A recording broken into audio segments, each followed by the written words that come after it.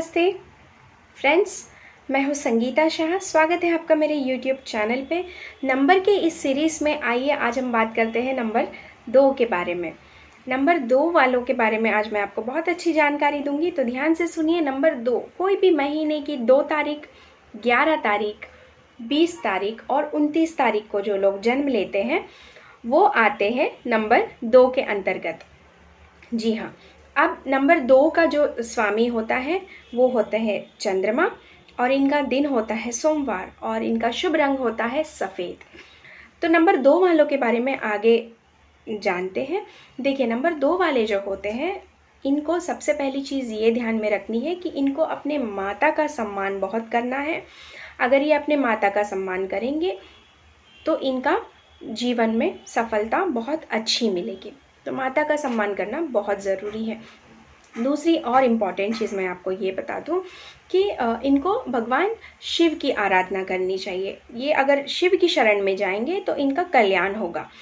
तो आइए जानते हैं आगे कि किस तरह से नंबर 2 के जातक होते हैं, उनके गुणधर्म क्या होते हैं, उनके कौन से नंबर्स के साथ बहुत अच्छी जमेगी और इनको किस तरह की सावधानियाँ बरतनी चाहिए। ठीक है, तो जैसे मैं आपको बता दूं कि नंबर 2 वाले जो होते हैं वो होते हैं बड़े ही इमोशनल। ठीक है, इनका जो होता है नेचर जो होता है बड़े ही इमेच्योर होते हैं। अपनी उम्र के हिसाब से ये कभी कभी डिसीजंस नहीं ले पाते हैं, और बहुत ही बच्चों जैसा इनका स्वभाव होता है। दिखने में बड़े सुंदर होते हैं, बड़े गोल गोल से होते हैं। इनकी आँखें, नाक, चेहरा, बॉडी सब कुछ बड़े गोल मटोल से होते हैं, बड़े आकर्षक दिखते हैं ये लोग। लेकिन इनका जो नेचर होता है वो इमोशनल तो होते हैं, लेकिन ये बड़े गुस्से वाले भी होते हैं। गुस्सा इनको बहुत जल्दी आता है, गुस्सा इनके नाक पे रहता है। वो इसलिए क्योंकि आपने चंद्रमा की 16 कलाएं देखी होंगी। जैसे चंद्रमा हर बार अपना आकार बदलते हैं, आप देखते ही हैं इसको। तो इस तरह से इनके अंदर मूड स्विंग्स बहुत होते हैं। ये पल में बहुत ज़्यादा गुस्सा हो जाते हैं और पल में ही शांत हो जाते हैं। तो इस तरह के इनके गुणधर्म होते हैं। दूसरी और एक चीज़, ये बड़े ही इनको जीवन में ब्लेम्स बहुत मिलते हैं। ब्लेम गेम इनके ऊपर बहुत होता है।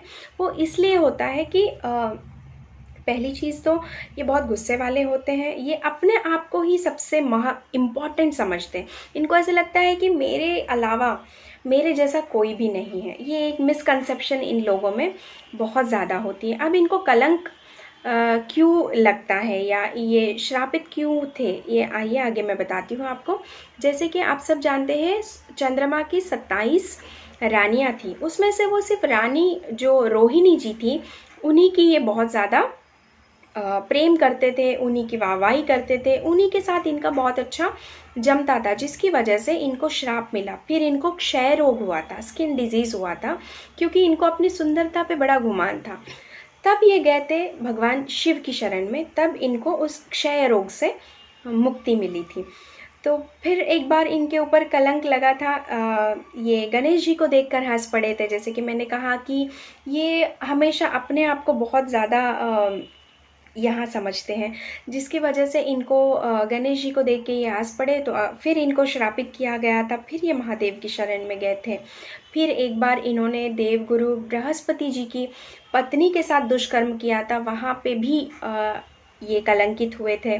तो जो नंबर 2 वाले हैं, ऐसे काम बिल्कुल ना करें जिसमें आपकी इमेज को क्षति पहुँचे। बार बार आप लोग ऐसे काम करते हैं जहाँ से आपको कलंक लगता है, तो इस चीज़ का बिल्कुल ध्यान रखिए। गणेश जी के ऊपर हंस पड़े थे, इसीलिए कलंक चतुर्दशी आती है। इसके ऊपर से अलग से मैं एक वीडियो ज़रूर बनाऊंगी, इसमें नहीं डिस्कस करती हूँ।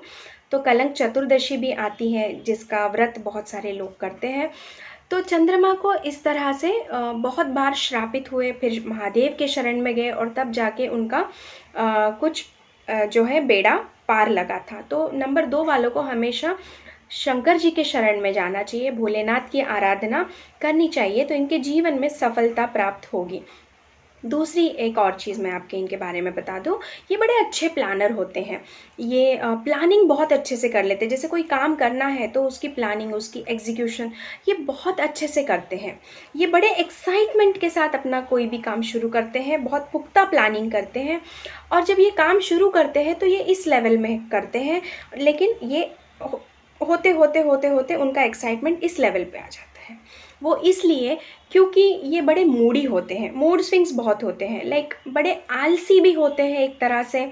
आज करूँगे, कल करेंगे, परसों करेंगे, ऐसे करके काम को टालते जाते हैं। कभी इनका स्वास्थ्य इनके आड़े आ जाता है। अब स्वास्थ्य की बात कर रही हूँ तो मैं बता दूँ कि इनको ना बॉडी में लिक्विड्स की बड़ी तकलीफ़ होती है, जैसे कि खून की कमी होती है। अगर महिलाएं हैं तो इनको मेंस्ट्रुअल साइकिल्स में तकलीफ़ होती है। इस तरह से बॉडी के लिक्विड्स में इनको बहुत तकलीफ़ रहती है हमेशा।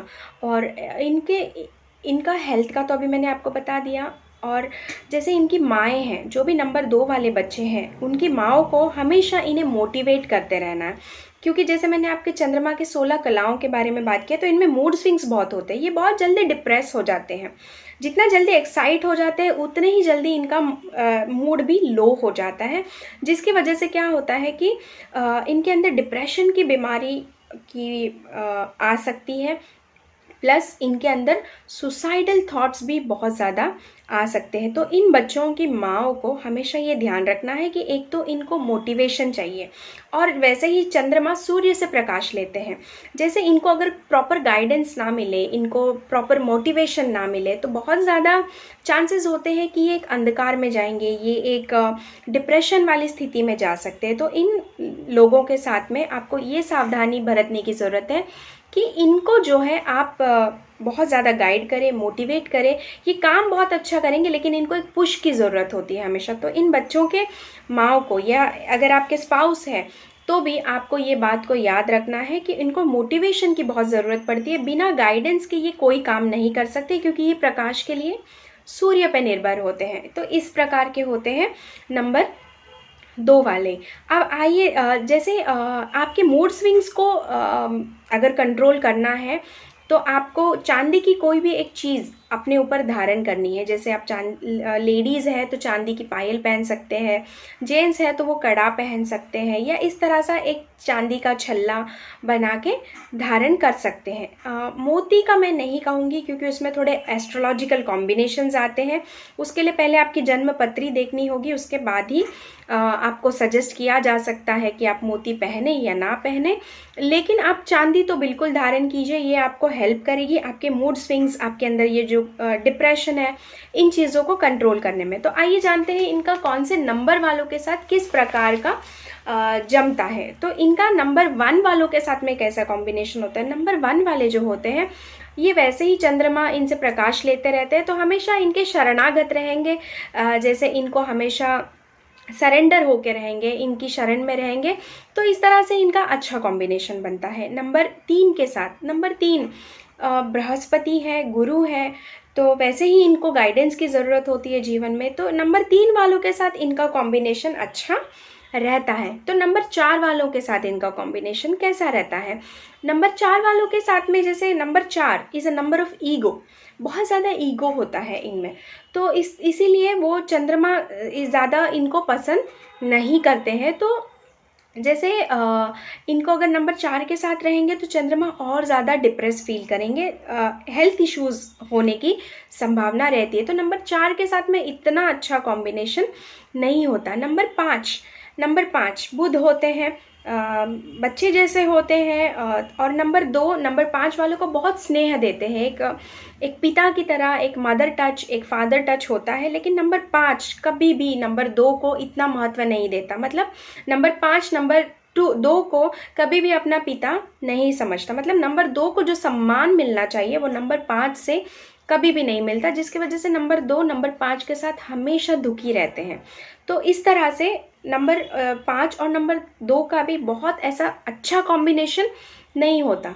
नंबर 6 और नंबर 2 का कैसे कॉम्बिनेशन रहता है, देखिए ये दूध और दही वाला कॉम्बिनेशन रहता है। अगर मैं आपको सरल भाषा में समझाऊं तो सास और बहू, डिफरेंसेस ऑफ ओपिनियन, कोई अपने आप को कम नहीं समझता। तो इस तरह से ये बहुत ऐसा ग्रेट कॉम्बिनेशन बिल्कुल भी नहीं रहता। नंबर 2 और नंबर 7 का कॉम्बिनेशन, वापस मैं आपको दूध के एग्जाम्पल के साथ ही समझाऊंगी। जैसे ही नंबर 2 और नंबर 7 साथ आते हैं तो क्या होता है, एक तो ग्रहण योग बनता है क्योंकि नंबर 7 केतु है, शैडो प्लैनेट है। और जैसे दूध में आपने नींबू निचोड़ दिया, चंद्रमा दूध है, तो यहाँ पे चंद्रमा की क्वालिटी सप्रेस होने लगती है नंबर 7 वालों के साथ में। तो नंबर 7 वाले के साथ जैसे ये आ जाते हैं, चंद्रमा अपनी क्वालिटीज़ खोने लगता है। जैसे आपने दूध में अगर नींबू निचोड़ दिया तो दूध फट जाएगा, और इतना सारा पतीली भर के दूध था लेकिन वो फट के क्या हो गया, श्रिंक हो गया, इतना सा पनीर बन जाता है। तो इस तरह से नंबर 2 की क्वालिटीज़ जो है अपने आप में कम होते जाती हैं।